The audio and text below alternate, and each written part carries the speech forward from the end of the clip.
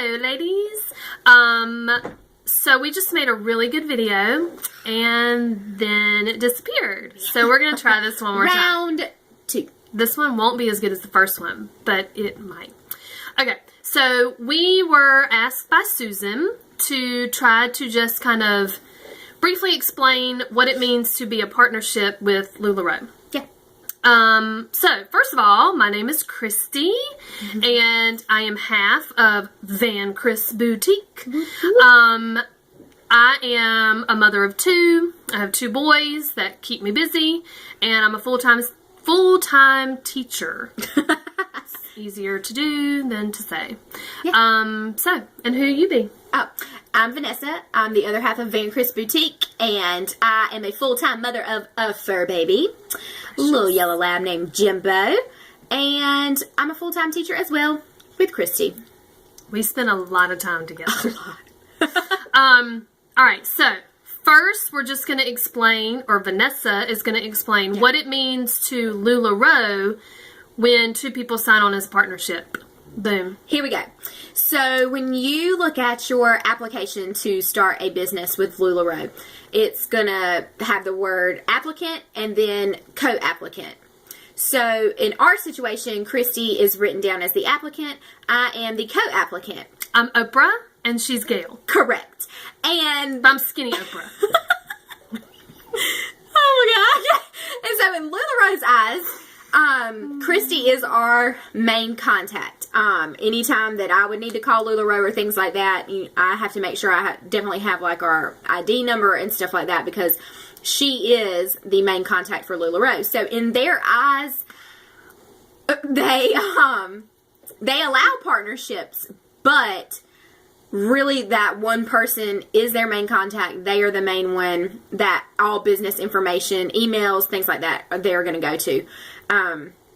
Why I think that is important to let you know is because if for some reason your partnership was to split, LuLaRoe does not see this as a 50-50 split when it comes to the business. The applicant is the one who will inherit team members. If your team has started building, any types of bonus checks and things like that are seen as the applicant. So basically, if your partnership was to split, myself as the co-applicant would need to start from the beginning with LuLaRoe. I would need to apply as just an applicant myself. I would need to reinvest for my initial inventory. They are not going to be the mediators of your split. No. They are not going to say that your partner has to pay you back $3,000 or whatever your initial investment was. None of that will happen through them. So those are conversations that we're going to talk about later that you need to have as team members before you sign together with LuLaRoe. Also, because convention is coming up, those things, we can't buy one ticket. So we will be paying for 2 convention tickets so that both of us are able to go and experience the goodness that we hear about that. Yeah. All right. So, what it means to be a partnership just business-wise. Yeah. The biggest thing that we can advise you to do is to meet with a CPA. They know what they're doing. They're legit. Way more than we do. Yeah, I know. I was scared.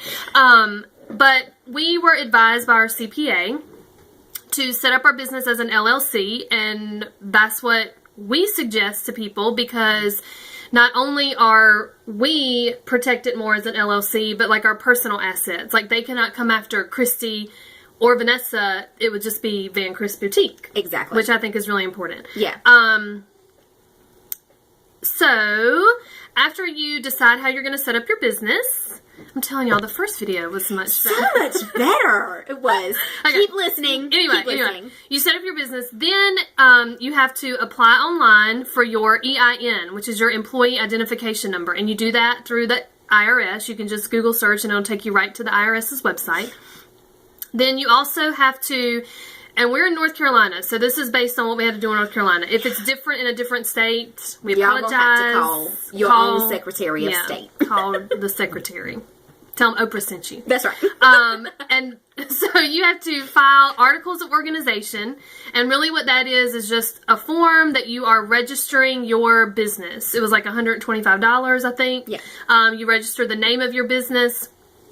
And then you kind of have to play a little waiting game and wait for them to confirm that you are legit business. You also want to sign up. We did an S Corp for tax purposes just because it's easier tax-wise. So says our CPA. And then once you have confirmation from the Secretary of State's office that your business is registered with the state, then you can go to the BizBank and open up your business account. For all your money you gonna make with LuLaRoe. I know some people do personal bank accounts for their LuLaRoe, but we really recommend, especially as a partnership, to treat it as a business and to set up that business account so both of us are responsible names and accountable. Yeah. Those are good words. And when you don't want your personal money mixing with your business money in either situation on either one of our accounts for tax reasons as well. Absolutely. It's a little sketchy when you try to sort that back out. Then once you open up your bank account, you're ready to jump on the LuLaRoe board. What? Okay, so those are like the facts of partnerships in LuLaRoe in like a little nutshell. Yeah.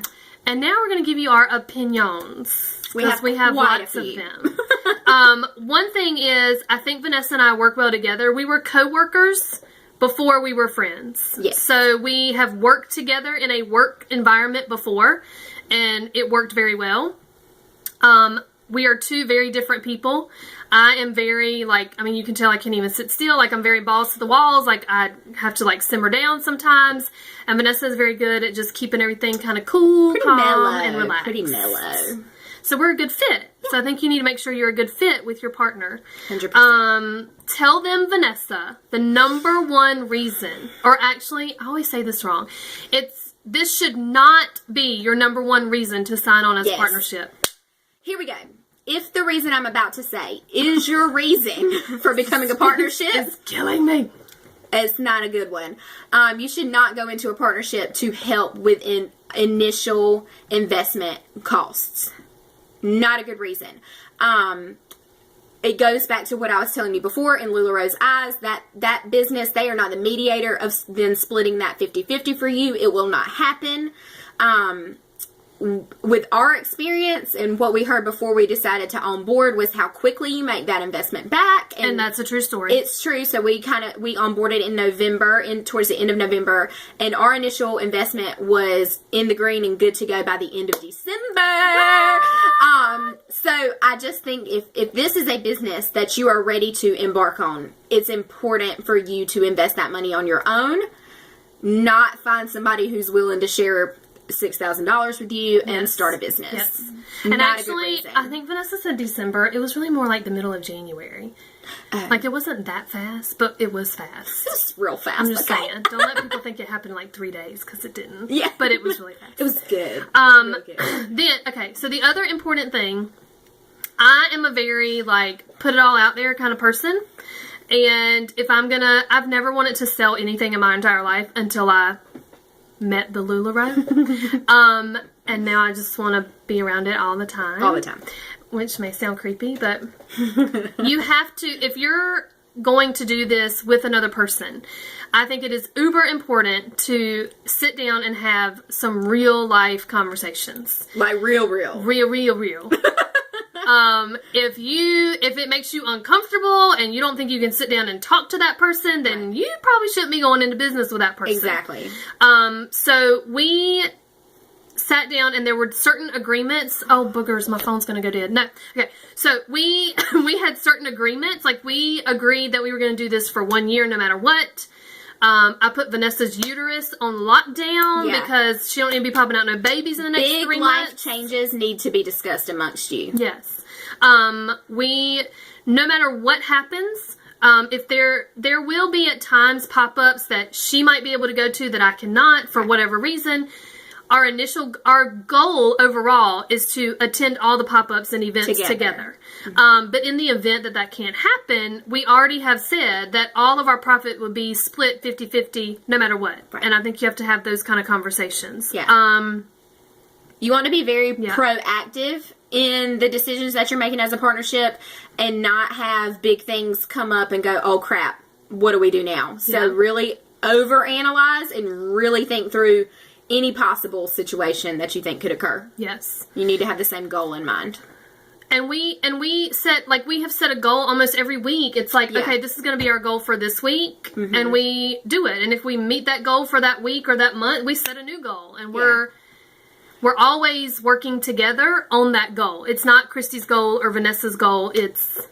Right. And I think that's why partnerships work, because you need to have the same idea in mind. If Christy's goal to start this business was very different from mine, it's not going to work out. Yeah. In our opinion. Yeah. I think that's why a lot of partnerships fail. But you need to make sure you're on the same page. Yeah. And that's pretty much it. Gail, you got anything else? No. I mean, our first video, y'all, it was really good. There was a couple this one bloopers. wasn't bad. It's not bad. It's not bad. If you do have other questions, very specific questions that you want us to answer and things like that, feel free to comment below. Boom. Where? And, it's gonna be like right. You know, like on the Facebook. Yeah. We love the Facebook. We just comment below. We'd be happy to answer any other more specific questions. We just want to kind of give you a basic rundown of our partnership and why we think it's a good one. Peace out. Bye.